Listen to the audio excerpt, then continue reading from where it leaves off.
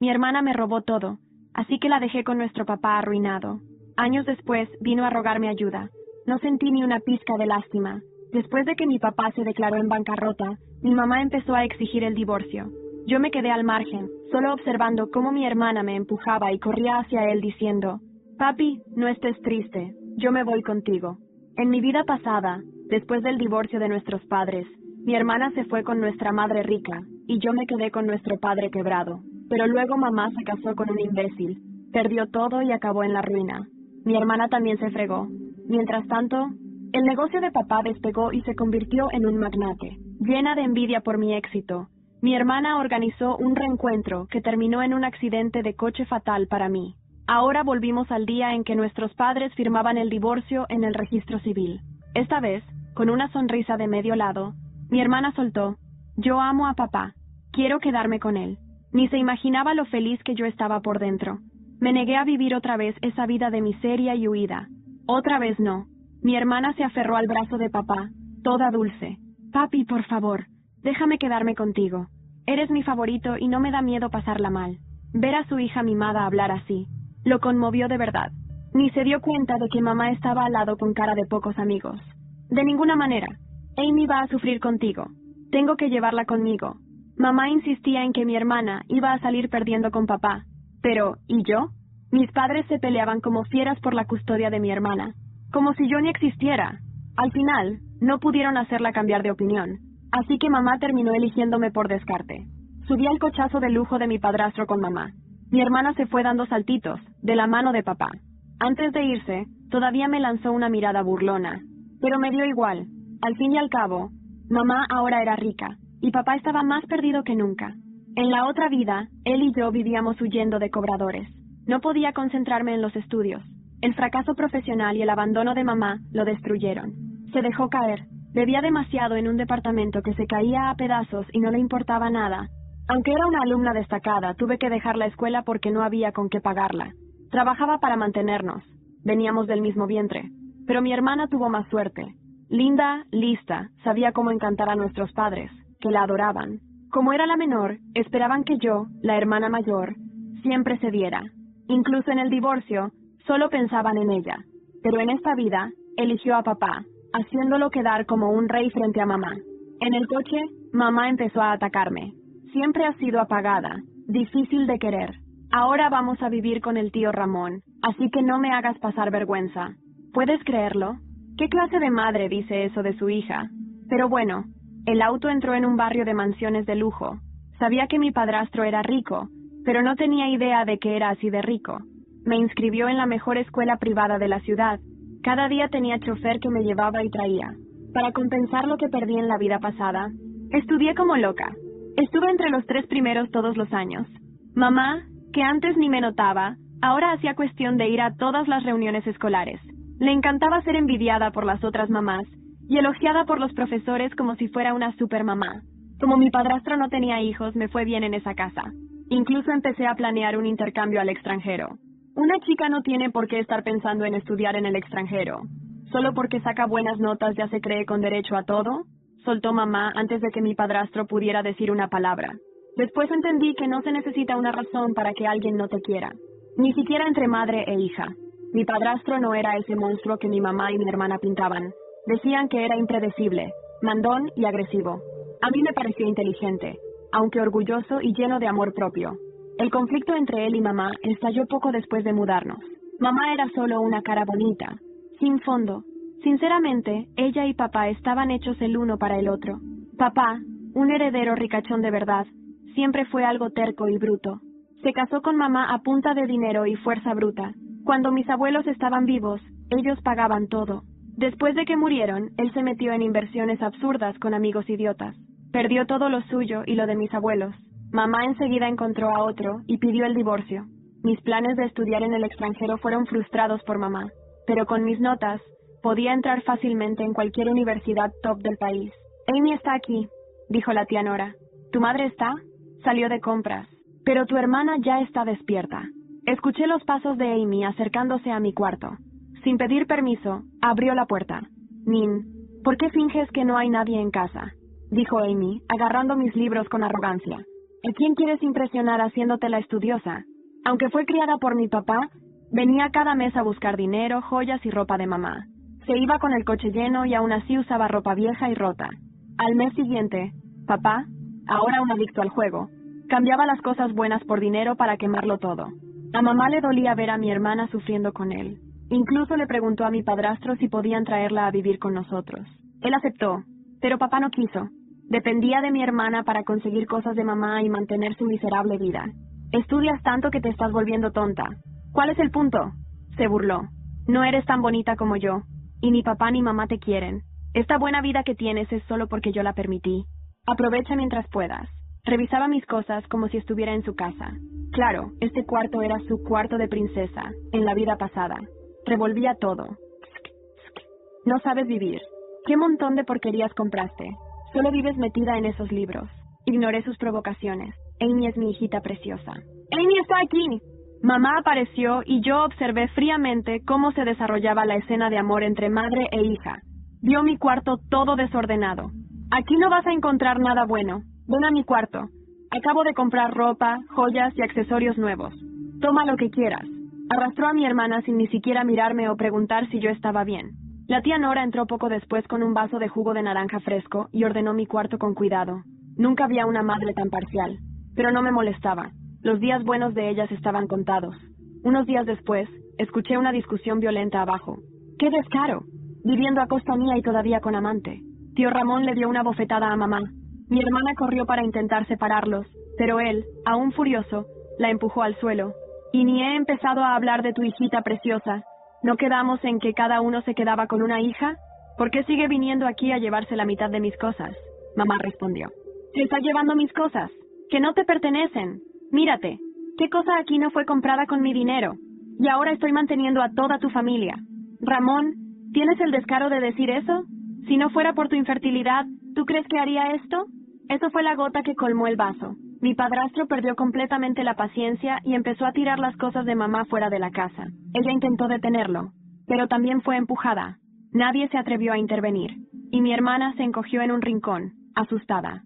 Al principio, mi padrastro se había casado con mamá por su belleza y por tener 2 hijas. Después del matrimonio, apostó por mí, preparándome como su heredera, igual que en la vida pasada. Mamá aprovechó eso sin piedad, gastando sin control el patrimonio de él. Mi hermana, aunque bonita, era una cabeza hueca, pero la codicia y la estupidez de ambas no tenían límites. Mamá tenía un amante y mi hermana no dejaba de decir que todo eso sería suyo algún día. El chisme llegó rápido a los oídos de mi padrastro. Ni siquiera habían muerto, y ya estaban pensando en la herencia. ¿Quién no se indignaría? Él nunca se apegó a ellas. Al final, no eran sus hijas de verdad. Entonces trajo a su sobrino para criarlo como heredero, y echó a las 2. En esta vida, mamá fue expulsada otra vez. Pero a mí no me echó. Min, seguir a tu madre sin sentido es peor que quedarte conmigo. Todo mi esfuerzo había valido la pena. Mi padrastro sabía que yo era lista, ambiciosa y con visión. Siempre me consultaba antes de tomar decisiones importantes. Hasta hablé con él sobre adoptar su apellido. Mamá, que solo se preocupaba por las compras, ni se dio cuenta. Se negó a salir.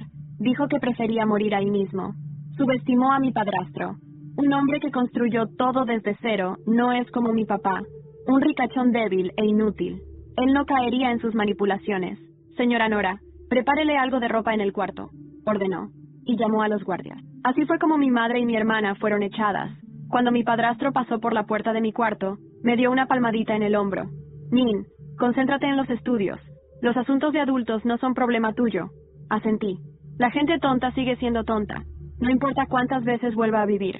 Mi vida siguió igual. De hecho, tío Ramón empezó a valorarme aún más. Mamá me llamaba todo el tiempo, rogando que le pidiera ayuda a él.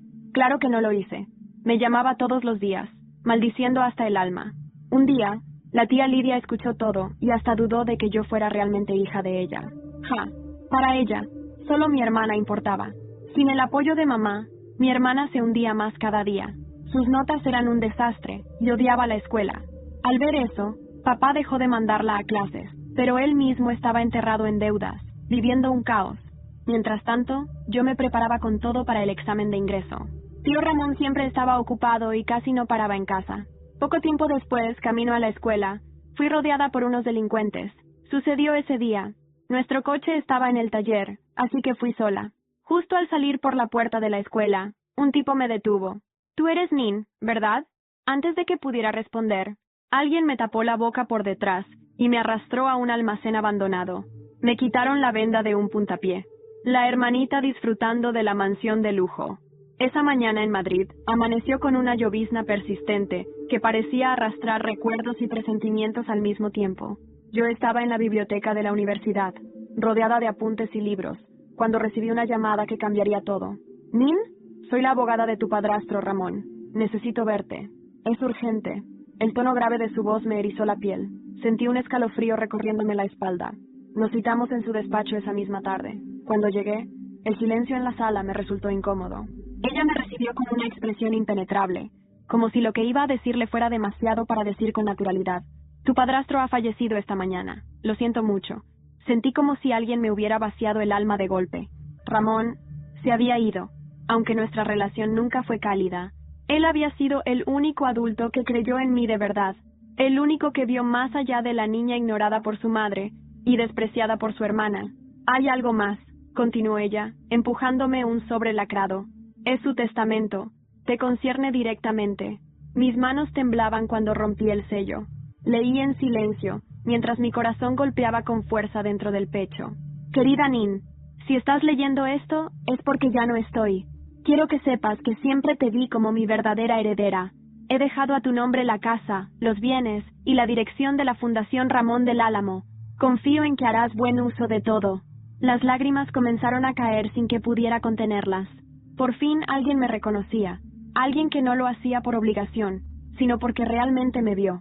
«Sin embargo», dijo la abogada con un suspiro, «tu madre y tu hermana han impugnado el testamento. Dicen que Ramón ya no estaba bien de la cabeza cuando lo firmó».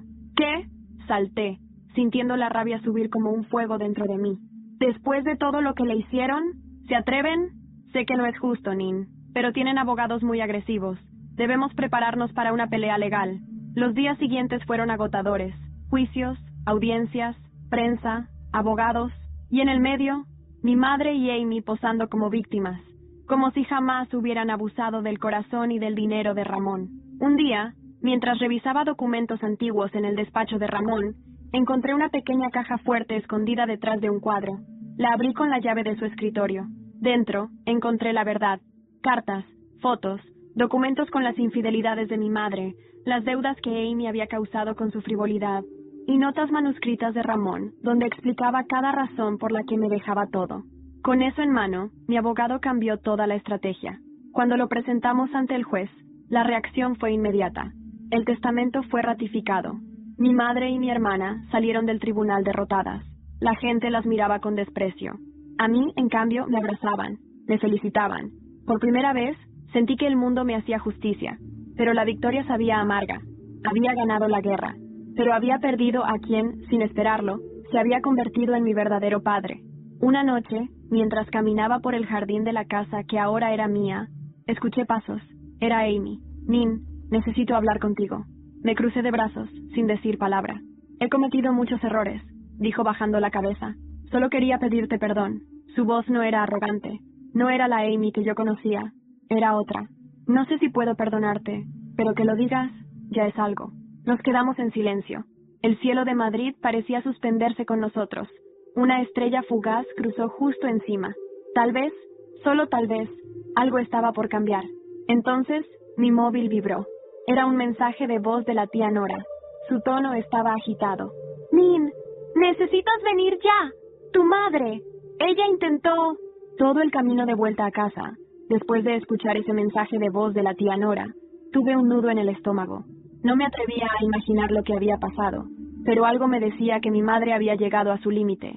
Aceleré el coche por las calles mojadas de Madrid, esquivando los semáforos como si pudiera ganar tiempo. Cuando llegué, vi la ambulancia ya en la puerta. 2 vecinos cuchicheaban desde el balcón de enfrente. Subí corriendo las escaleras sin saludar. La tía Nora estaba en la sala, pálida, con una manta sobre los hombros. Amy lloraba a su lado, con el maquillaje corrido y la voz quebrada. «¿Qué ha pasado?», pregunté sin aliento. «Tu madre», balbuceó Nora, «intentó cortarse las venas». Amy soltó un sollozo seco y escondió la cara entre las manos. Entré a la habitación y la vi, acostada, con los brazos vendados, inconsciente. Parecía tan frágil, tan distinta a la mujer altiva y cruel que recordaba. Lo hizo en el baño, explicó Nora. Dejó una nota, pero no he querido leerla. Está en la mesa. Me acerqué y tomé el papel. Reconocí su letra de inmediato. Cada trazo tenía rabia y dolor. Lo perdí todo. A Ramón, a mi estatus, a mis hijas. No puedo soportar esta vergüenza. No nací para vivir como pobre. Cerré los ojos, apretando el papel entre mis dedos. Por un momento sentí pena, pero también sentí rabia. ¿Cómo podía seguir culpando a todos menos a sí misma? ¿Cómo podía despreciar tanto la vida? El médico me aseguró que estaba fuera de peligro, pero que necesitaría vigilancia. Cuando despertó, su mirada era vacía. No dijo mi nombre, solo pidió ver a Amy. Salí del cuarto sin decir nada. En el pasillo, Amy me siguió. Nin, gracias por venir. No lo hice por ella, dije sin mirarla. Lo hice porque aún hay una parte de mí que necesita entender por qué terminó así. Amy bajó la cabeza. Parecía querer decir algo más, pero se contuvo. Días después, mi madre fue dada de alta, pero algo había cambiado en ella. No comía, no hablaba, solo se sentaba frente a la ventana, con los ojos perdidos. La tía Nora me confesó una noche que había vendido parte de sus joyas para comprarle medicinas y comida a mi madre y a Amy, y ahí fue cuando algo en mí se quebró. Porque mientras ellas me odiaban, ella, sin deberme nada, me cuidaba como si fuera su propia hija. Tía, esto no es justo para ti, le dije. No tienes por qué cargar con todo esto. Querida, en esta vida nadie elige la familia, pero sí a quien cuida, me respondió con una sonrisa triste. Fue entonces cuando decidí actuar.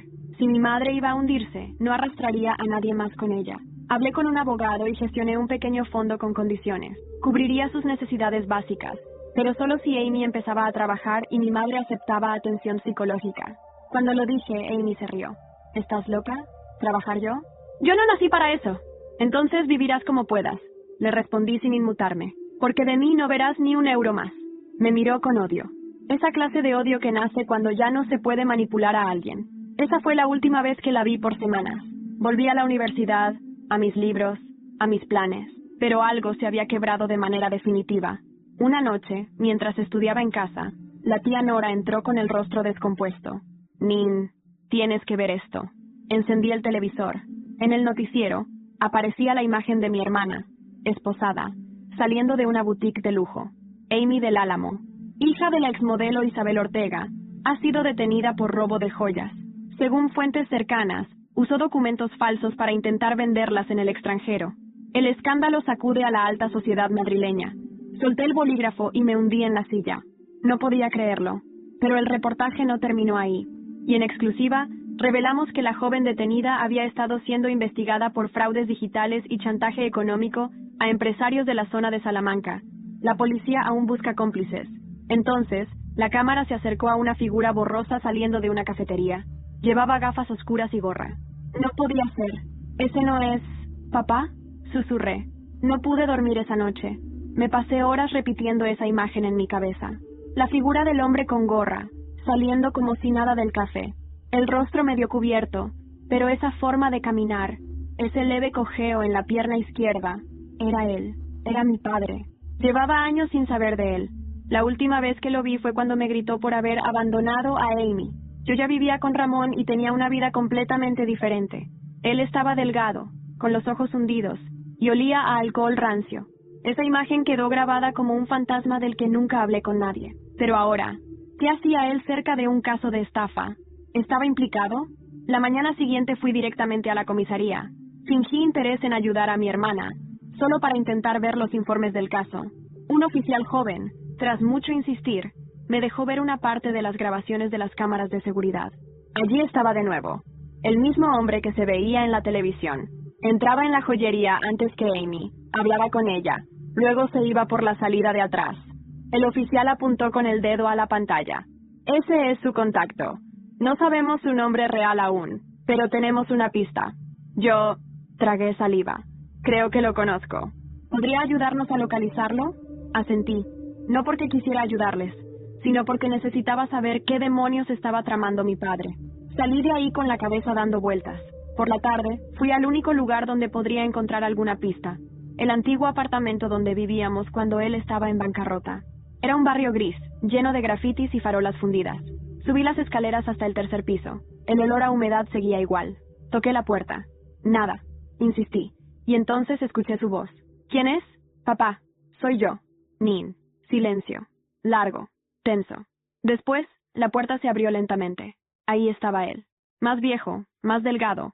Pero definitivamente él. ¿Qué haces aquí? Dijo sin emoción. Vi el noticiero. Te vi con Amy. Chasqueó la lengua, molesto. Caminó hacia el fondo del piso y me hizo pasar sin decir más. Todo estaba oscuro, sucio. Había botellas vacías por todas partes. Me senté en la única silla libre. ¿En qué estás metido? Pregunté directamente. Él se sirvió un trago, sin mirarme. Amy me pidió ayuda. Dijo que estaba desesperada. Solo la acompañé. ¿Y los fraudes? ¿Los chantajes? No sé de qué hablas. Respondió, pero no me miraba a los ojos. Me acerqué a él. Lo observé de cerca. Tenía moretones en los brazos y una herida mal cerrada en la ceja. Papá, esto no es solo sobre Amy. Estás en algo turbio. Me miró por fin, y lo que vi en sus ojos fue miedo. Auténtico miedo. Nin, hay gente que no deberías molestar. Ella se metió con personas que no perdonan. Me contó que Amy había comenzado a frecuentar a un empresario de Salamanca con conexiones en Marruecos. Joyas, criptomonedas, tráfico de datos. Él intentó advertirla, pero ella estaba convencida de que sería su gran salto. ¿Y tú? Le pregunté, casi gritando. ¿Te dejaste arrastrar también? No tenía opción. Me ofrecieron dinero para callarme. Eres su padre. Tenías que detenerla. Él se puso de pie, tambaleándose. ¿Y tú qué sabes? ¿Tú que tuviste todo? ¿Tú que viviste en mansiones y te formaste en universidades privadas gracias a ese maldito Ramón? Lo miré en silencio. No le respondí, porque sabía que estaba diciendo todo desde su miseria, desde su fracaso. Salí de ahí con el corazón destrozado, pero también con una nueva verdad. Amy no había actuado sola. Había una red mucho más grande detrás, y lo peor es que la policía ni siquiera lo sabía, o no quería saberlo. Esa noche, mientras organizaba los papeles de la fundación en mi despacho, recibí un mensaje anónimo. Sabemos lo que tu padre dijo. No te metas. La próxima no será Amy la detenida. Mis manos temblaron. Miré por la ventana. Un coche negro estaba estacionado frente a mi edificio desde hacía horas. Y alguien, desde el asiento del copiloto, me estaba observando. Pasé la noche entera sin dormir. Cada vez que cerraba los ojos, veía ese coche negro frente a mi edificio. Aunque intentaba convencerme de que era coincidencia, algo en mi interior sabía que no lo era. Había alguien observándome. Lo sentía en la nuca, en los silencios del ascensor, en el chirrido de las puertas del pasillo. Decidí moverme con cautela. Fui a la comisaría sin avisar. Pregunté por el caso de Amy, pero esta vez no me dejaron ver nada. Me dijeron que había órdenes superiores. Supe entonces que esto estaba mucho más arriba de lo que imaginaba. Volví a casa al anochecer. La calle estaba tranquila, demasiado tranquila. Subí las escaleras, cerré todas las ventanas, bajé las persianas y verifiqué cada cerradura. Me sentía como en una película de espías, pero con el miedo bien real instalado en el estómago. A medianoche, mi teléfono vibró. Otro mensaje. ¿Te gusta la vista desde tu salón? Quédate callada, o te arrepentirás. Corrí a la ventana. El coche seguía allí. Esta vez las luces interiores estaban encendidas. 2 hombres. Uno escribía en un portátil. El otro simplemente miraba hacia mi ventana, como si supiera que lo estaba observando. Decidí actuar. Fui a casa de la tía Nora, que vivía a unas calles. No podía quedarme sola, ni un segundo más. ¿Qué pasa, Nin? Estás pálida, dijo preocupada. No puedo explicarte todo ahora, pero necesito quedarme aquí unos días. Ella, sin hacer preguntas, preparó la habitación de invitados. Siempre había sido mi refugio, la única figura verdaderamente materna en mi vida. Esa noche, mientras fingía dormir, escuché una conversación entre Nora y alguien más. Era su amiga Lidia, la misma que años atrás había cuestionado si realmente era hija de mi madre. ¿Y si Nin termina como su padre? Susurró Lidia. Te lo juro. Isabel se metió con tipos peligrosos. Esas cosas se heredan. No digas tonterías, respondió Nora.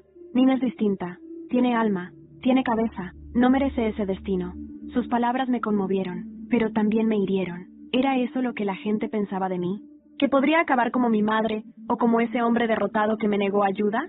Al día siguiente, me armé de valor y volví a la oficina de la fundación. Fingí normalidad. Saludé al personal. Me encerré en mi despacho y llamé a un contacto que conocí en la universidad, Mateo, experto en ciberseguridad, etc. Mateo, necesito rastrear unos mensajes. Me están amenazando. ¿Qué tipo de mensajes?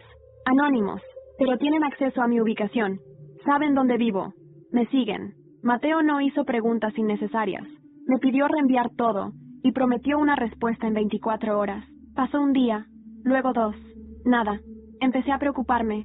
Fui hasta su piso. Nadie abría. Le pregunté a su vecino. ¿El chico que vive aquí? ¿Mateo? ¿El informático? Se fue ayer. Dijo que tenía que viajar a Marruecos urgentemente. Se me congeló el cuerpo. Marruecos. El mismo país del que me habló mi padre. Todo empezaba a conectarse, como piezas sueltas de un puzzle macabro. Volví a la fundación, y al llegar, lo vi. Un sobre, sin remitente, encima de mi escritorio. Lo abrí lentamente. Dentro había una sola foto. Una imagen nítida, reciente. Era mi madre, sentada en un café, junto a un hombre con traje gris.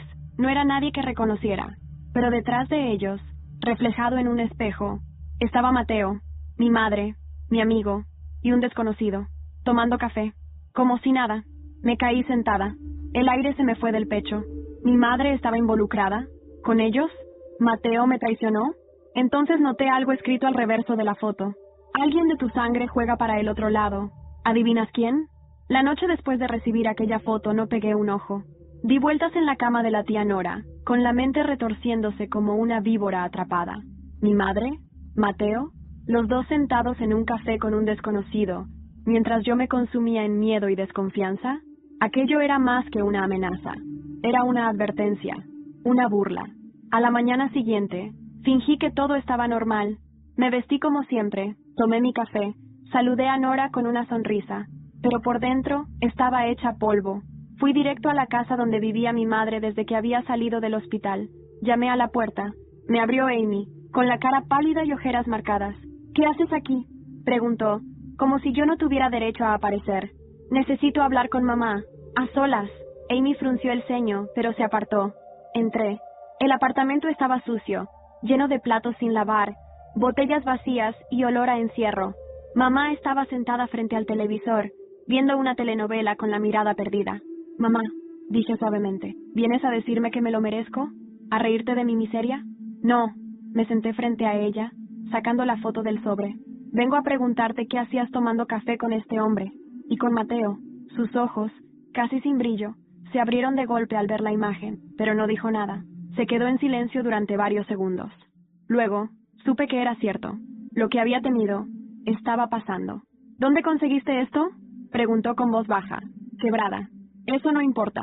Dime tú quién es él. Se llevó una mano al rostro. Respiró hondo. Luego, sin mirarme, murmuró. Se llama Ahmed. Es un socio de tu padre. O lo fue. Lo conocí hace años, cuando empezamos a buscar formas de salir de nuestras deudas. Él ofrecía inversiones rápidas. Era persuasivo. ¿Y Mateo? Mateo trabaja para él. Sentí como si me hubieran dado un puñetazo en el estómago. Mamá, sin embargo, continuó hablando. No sé cómo te enteraste, pero ya no importa. Ellos están en todas partes, Nin. No sabes con quién te estás metiendo. Entonces explícame, grité desesperada. Dime qué está pasando.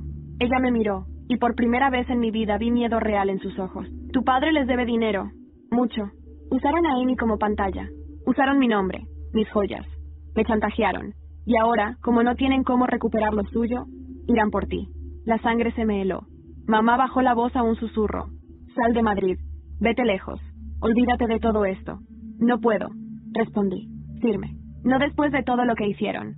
Salí de allí sin decir más. Mi cuerpo temblaba. En la calle sentí que todos me observaban, que todos sabían. Esa noche me encerré en mi apartamento. Apagué todas las luces. Apagué el móvil. Me senté en la oscuridad, pensando, si no podía confiar en mi madre, si Mateo me traicionó, ¿a quién me quedaba? La respuesta llegó sola. La tía Nora. Fui a su casa como una sombra. Toqué la puerta suavemente. Cuando me abrió, la abracé sin decir palabra. Lloré en silencio, con el rostro escondido en su hombro. ¿Qué pasa, niña? Me estoy quedando sola, tía. Todo se está derrumbando. Ella me preparó té. Me dejó hablar. Y mientras le contaba todo, ella me escuchaba como nadie más lo había hecho jamás. Cuando terminé, me miró a los ojos y dijo, Nin, tú no estás sola, pero necesitas un plan. Esta gente no juega. Hay que golpearlos donde más les duele. ¿Y cómo?, pregunté, entre sollozos. Ella se levantó, fue al armario y sacó una caja de madera. La puso sobre la mesa y la abrió. Esto era de tu abuelo. Información, contactos, papeles. Era banquero, ¿recuerdas? No todo se perdió con tu padre. Dentro de la caja había documentos antiguos, nombres, cuentas, extractos, registros de transferencias, nombres que no había oído nunca, pero uno resaltaba entre todos. Ahmed M., la misma firma que aparecía en la foto. Vamos a empezar con esto, dijo Nora, decidida. Y si tu madre y Mateo están jugando con fuego, van a quemarse. Esa noche, por primera vez en semanas, dormí. Pero cuando desperté por la mañana, tenía una notificación en el móvil. Mensaje desconocido. Solo decía, ahora sabemos quién es tu cómplice. Dile a Nora que prepare su testamento. No tardé en enseñarle el mensaje a la tía Nora. Su reacción fue tan serena que me descolocó. Se limitó a mirarlo, suspiró y se sirvió una taza de café como si le hubieran dicho que llovería mañana. ¿Tú sabías que te estaban vigilando? Le pregunté nerviosa. Desde hace años, respondió sin levantar la vista. El miedo no me paraliza, Nin. Lo que me paraliza es no hacer nada. Nos sentamos juntas en la cocina. Ella encendió una lámpara vieja y sacó más documentos de la caja de su padre. Ahí estaba todo. Movimientos bancarios, registros de propiedades en el extranjero, nombres clave.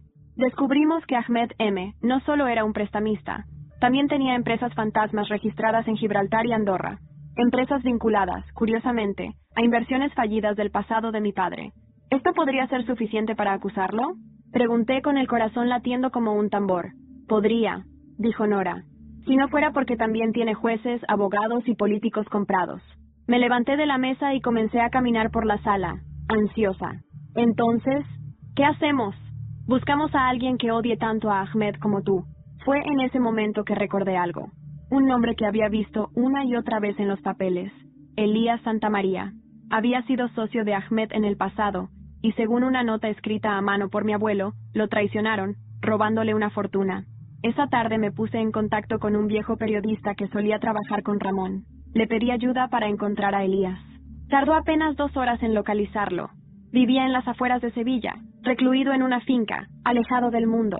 Viajé hasta allí al día siguiente, con los documentos en una carpeta y la determinación en el alma. Elías era un hombre mayor, con barba blanca y una mirada tan filosa como el filo de una navaja. Me recibió en bata, con un cigarro en la mano. Así que tú eres la nieta del viejo Ortega. ¿Qué quieres? Venganza, respondí sin rodeos.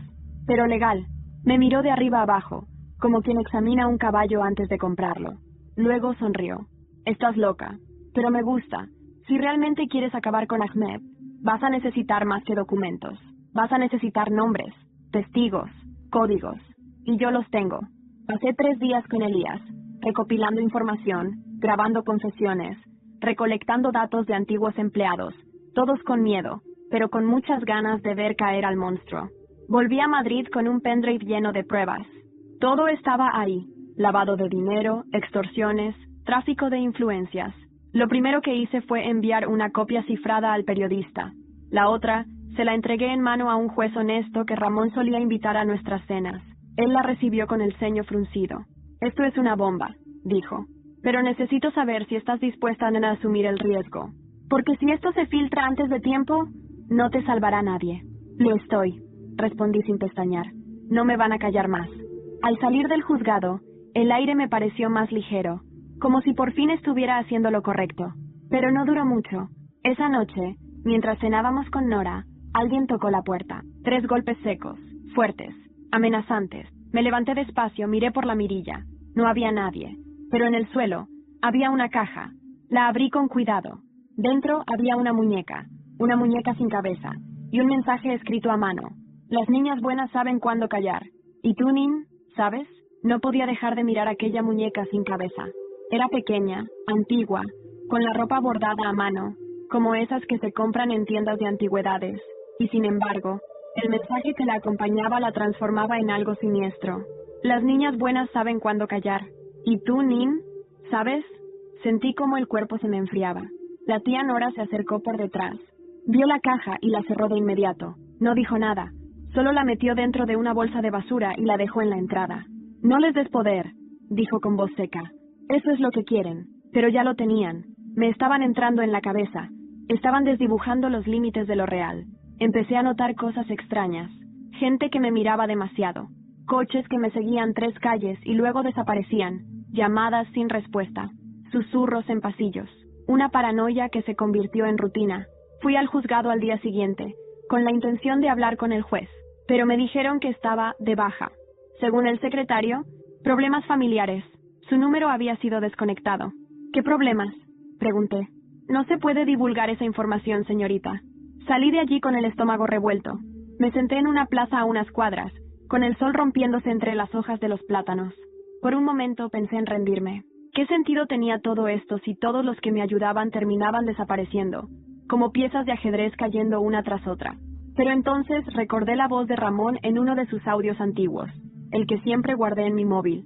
Era de una de nuestras primeras cenas familiares, justo después de que echara a mi madre y a Amy de la casa. Nin, no vivas para que te quieran, vive para que te respeten, y que el miedo lo sientan los otros. Volví a casa esa tarde más decidida que nunca. Me encerré en el despacho y comencé a escribir. Redacté un dossier completo con todo lo que sabía: nombres, fechas, fotografías, vínculos financieros, chantajes. Lo imprimí en papel grueso y lo guardé en un sobre rojo. Hice 6 copias. Una la envié a un diario importante de Barcelona, otra a un canal de televisión de Valencia, una tercera al Colegio de Abogados y la cuarta a una fiscalía anónima en Bilbao. Las 2 últimas me las quedé.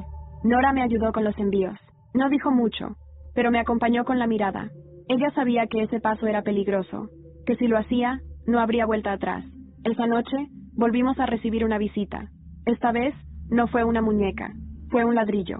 Atravesó la ventana de la sala y se estrelló contra la pared, rompiendo un jarrón de cerámica. En el ladrillo, había una nota clavada con cinta adhesiva.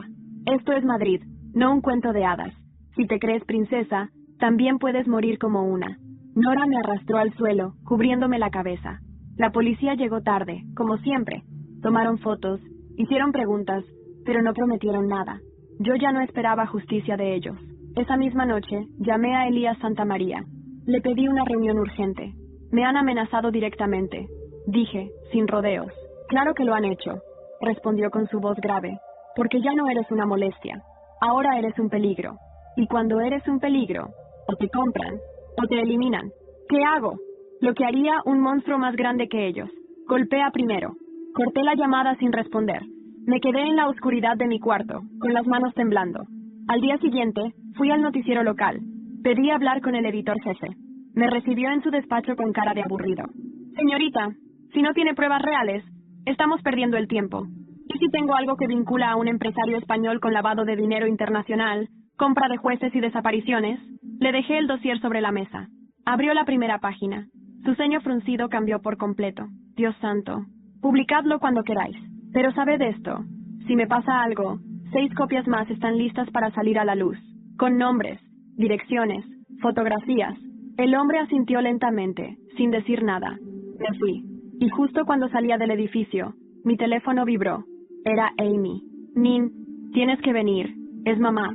Algo le ha pasado. Está diciendo cosas raras. Dice que vio a Ramón anoche, que él no está muerto. La llamada de Amy me dejó paralizada.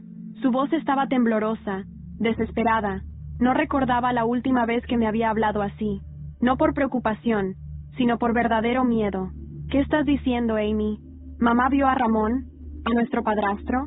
¡Sí!, gritó ella. Dice que él entró en el apartamento anoche, que le habló, que la miró a los ojos y le dijo: «Esto aún no ha terminado». Al principio pensé que era un delirio más. Mamá había tenido episodios parecidos después del intento de suicidio, pero Amy juraba que no era uno de esos momentos. No está delirando, Nin. Está lúcida y asustada. Por favor. La parte racional de mí me decía que no podía ser. Ramón estaba muerto. Yo misma asistí a su entierro. Vi su ataúd. Fui al tanatorio. Recibí sus bienes. Todo fue legal. Certificado médico. Declaración del hospital. Y sin embargo, algo dentro de mí se encogió. Porque, ¿y si...? Fui al apartamento esa misma noche. Al llegar, Amy me abrió con los ojos rojos e hinchados. Mamá estaba sentada en la sala, envuelta en una manta, con la mirada fija en la pared. Mamá, me acerqué con cuidado. Soy yo, Nin. Él estaba aquí, susurró sin mirarme. No estaba muerto. Me tocó la cara. Tenía la misma voz, el mismo reloj de oro. Lo vi. Me dijo que tú no sabías nada, que yo había arruinado su plan, que todo esto era culpa mía. Me estremecí. ¿Qué plan, mamá? Ella cerró los ojos y empezó a llorar, pero no dijo más. Pasé la noche allí, sentada junto a ella, sin poder dormir. Amy se quedó en su cuarto. No hablamos. El silencio era demasiado espeso. Al amanecer, tomé una decisión. Fui al cementerio. Pedí permiso para verificar el nicho de Ramón. Tuve que firmar varios papeles, explicar mis motivos, mentir un poco. Pero finalmente me permitieron hacerlo. El empleado levantó la tapa del nicho con cuidado. El ataúd estaba intacto. Lo abrimos. Mi corazón dio un salto. Dentro, no había cuerpo. Solo ropa. Ropa cuidadosamente colocada. Zapatos. Un reloj de oro. Pero ningún cadáver. Esto es... balbuceó el empleado. Esto es imposible. No, pensé. Esto es Ramón. Salí de allí tambaleándome. Me metí en el coche. Llamé a la tía Nora. Está vivo. ¿Quién? Ramón. Fingió su muerte. Lo planeó todo. El testamento, la herencia, la caída de mamá y Amy. Y ahora se esconde. Nora no respondió durante unos segundos. Luego dijo algo que me heló. Nin, tienes que salir de Madrid. ¿Qué? Si él fingió su muerte, si hizo todo esto para manipular desde las sombras, no va a dejar que tú se lo arruines. Esa noche, volví a casa y encontré la puerta entreabierta. Todo estaba revuelto. Los cajones vacíos, los papeles del caso, esparcidos, el pendrive de Elías, desaparecido. Sobre la mesa, una sola hoja con letras impresas. Tan lista, tan inocente. Pensaste que jugaba sola, pero siempre estuviste dentro de mi tablero. R. Me dejé caer al suelo. El mundo giraba. Todo lo que había vivido había sido parte de un juego mayor. Fui a casa de Elías al día siguiente. No contestaba. Nadie sabía nada. El periodista que tenía una de mis copias había desaparecido. Solo quedaba una opción. Enfrentar a Ramón. Pero, ¿dónde? Entonces lo recordé. En un viejo sobre del escritorio de Ramón había una dirección en Marbella. Siempre pensé que era una propiedad vendida, pero algo me decía que era más que eso. Esa noche empaqué una mochila, guardé los documentos que quedaban, y antes de salir, Nora me entregó algo. Esto también era suyo, dijo, poniéndome en la mano una llave oxidada. ¿Qué abre? El lugar donde todo comenzó. Miré la llave, pesaba como plomo, y antes de partir, mi móvil vibró una vez más. Un mensaje. Solo decía, nos vemos pronto, hija. El viaje a Marbella fue largo y silencioso. No puse música.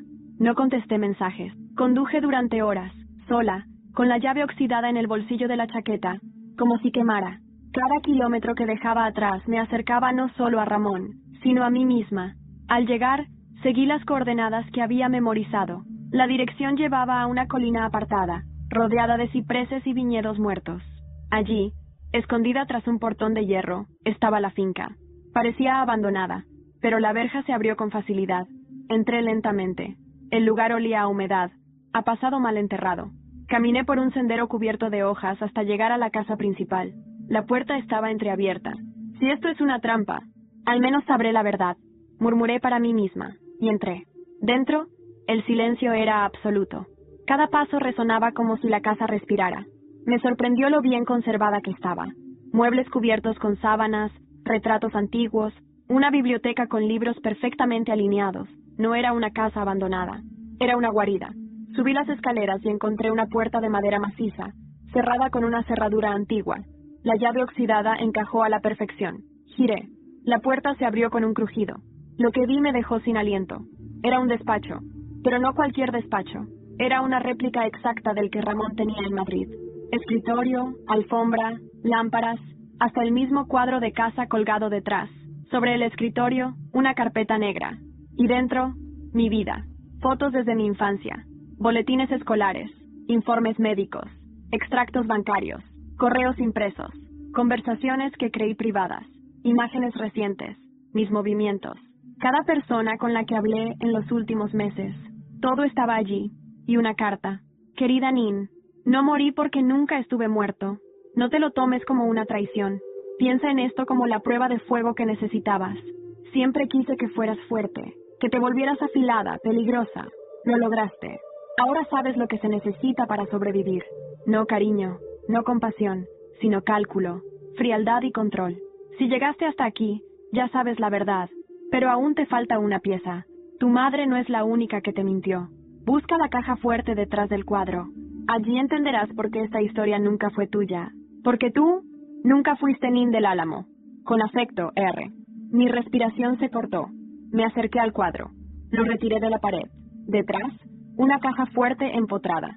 No tenía combinación, pero debajo de la alfombra encontré una pequeña libreta con los números. 180903. Mi cumpleaños. Giré la rueda. La caja se abrió. Dentro había una carpeta médica. Tomé los papeles. Comencé a leer. El mundo se disolvía a medida que las palabras entraban en mi cerebro. Paciente. Martina Navarro Ortega. Procedimiento. Cambio de identidad. Origen. Adopción irregular. No era Nin. No era hija de Ramón. Ni de mi madre. Ni hermana de Amy. Yo había sido adoptada. Yo era hija de otra mujer. Una mujer que, según los documentos, murió en un accidente en 2003. El mismo año en que aparecí en la vida de Isabel. Mi madre. ¿Quién eres tú? Susurré, mirando mi reflejo en el espejo polvoriento. No me reconocía. En ese momento, escuché pasos en el pasillo. Me giré, el corazón golpeando como un tambor. Y allí estaba él, Ramón, de pie, vivo, entero, sonriendo.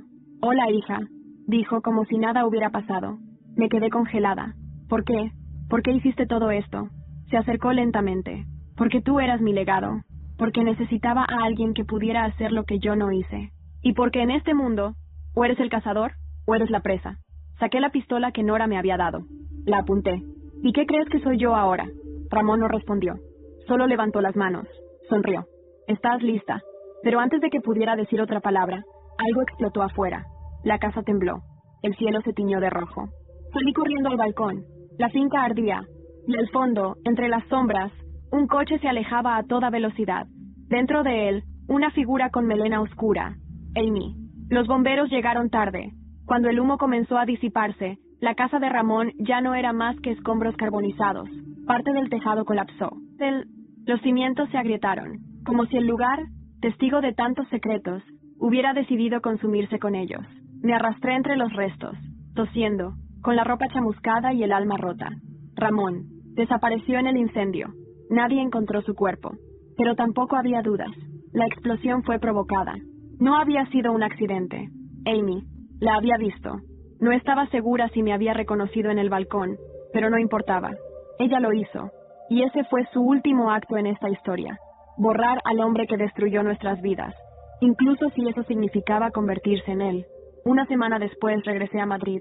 El país entero hablaba del misterioso incendio en Marbella, que se había llevado la vida de un empresario recluso. Pero nadie sabía la verdad. Solo yo y Nora. Elías Santamaría apareció en un canal de televisión 3 días más tarde, con la copia de los documentos que yo había enviado antes de irme. Los había esperado, observado, y ahora, sin Ramón en la ecuación, lanzó el golpe final.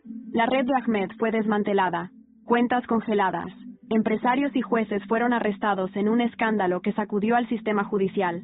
España entera miraba, pero el precio fue alto. Mi madre no volvió a hablar después del incendio. Amy le había dejado una carta antes de desaparecer. Nunca supe lo que decía. La encontré sentada en la cocina un día, sosteniéndola, murmurando una palabra. Perdón. Intentó quemarla, pero la salvé a tiempo. Dentro, solo una línea escrita por Amy. Este fuego también era tuyo. Mi madre fue internada voluntariamente. No volví a verla. Amy se esfumó, como si el fuego la hubiera purificado o borrado. Nadie la buscó. Ni la policía, ni la prensa. Yo tampoco. La tía Nora siguió siendo mi refugio. Me acompañó cuando, meses después, legalicé el cambio de nombre. Dejé de ser Nin del Álamo. Ahora era Martina Navarro Ortega, hija de nadie, sobreviviente de todos. Doné gran parte de la herencia de Ramón a la fundación que había construido. La reorganicé. La renombré como Fundación Fénix. Ayudamos a chicas como yo, chicas que vienen de la nada, que no conocen su origen, que tienen que inventarse a sí mismas para sobrevivir. Me gradué en Derecho, y hoy, cada vez que entro a un juzgado como abogada, llevo conmigo la historia que nadie ve. Una niña no querida, una hermana no elegida, una verdad no dicha, pero también la fuerza de alguien que decidió no repetir los errores de quienes la precedieron. A veces sueño con Amy, caminando por algún mercado del sur de Italia, o en una isla de Grecia, libre, quemando el pasado, quizá feliz. Ramón no reapareció, pero tengo la sensación de que, si está vivo, sabe que lo vencí. El legado que él quiso imponer se quebró, y yo construí el mío propio.